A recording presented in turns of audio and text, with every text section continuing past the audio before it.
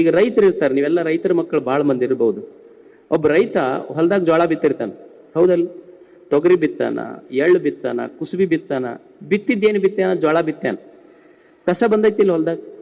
ಏನ್ ಯಾರು ಹೊಲಸು ಬಿತ್ತಿ ಕಸ ಬಿತ್ತಾರ ಏನದ್ರಾಗ? ಯಾರು ಬಿತ್ತಿಲ್ಲ. ನಾವು ಬಿತ್ತಿದ್ದೆಲ್ಲ ಜ್ವಾಳನ ಬಿತ್ತೀವಿ, ಆದ್ರೆ ಜ್ವಾಳದಕ್ಕಿಂತ ಎತ್ತರ ಕಸನ ಬಂದೈತಿ.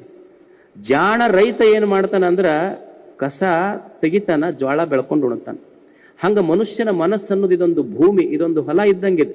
ಇದ್ರಾಗ ಚಲೋ ಶರಣರು, ಹಿರಿಯರು, ಗುರುಗಳು ಹೇಳಿದ ಮಾತಿನ ಬೀಜದ ಜ್ವಾಳ ಬಿತ್ತಬೇಕು. ಅದ್ರ ಜೊತೆಗೆ ಸ್ವಲ್ಪ ಕಸನೂ ಬರ್ತಿರ್ತೈತಿ. ಹೆಂಗೊಬ್ಬ ಜಾಣ ರೈತ ಕಸ ತೆಗೆದು ಚಲೋ ಬೆಳೆ ಬೆಳ್ಕೊಂಡು ಉಣ್ತಾನಲ್ಲ, ಹಂಗೊಬ್ಬ ಜಾಣ ವಿದ್ಯಾರ್ಥಿ ಮನಸ್ಸಿನಲ್ಲಿ ಬರುವ ಕಸದಂತ ಬೆಳೆ ತೆಗಿಬೇಕು, ಬೆಳೆಯನ್ನ ಸದ್ಗುಣಗಳ ಬೆಳೆಯನ್ನ ಬೆಳ್ಕೋಬೇಕು. ಇದು ಜೀವನ, ಇದು ಕಾರ್ಯಾಗಾರ. ಇದು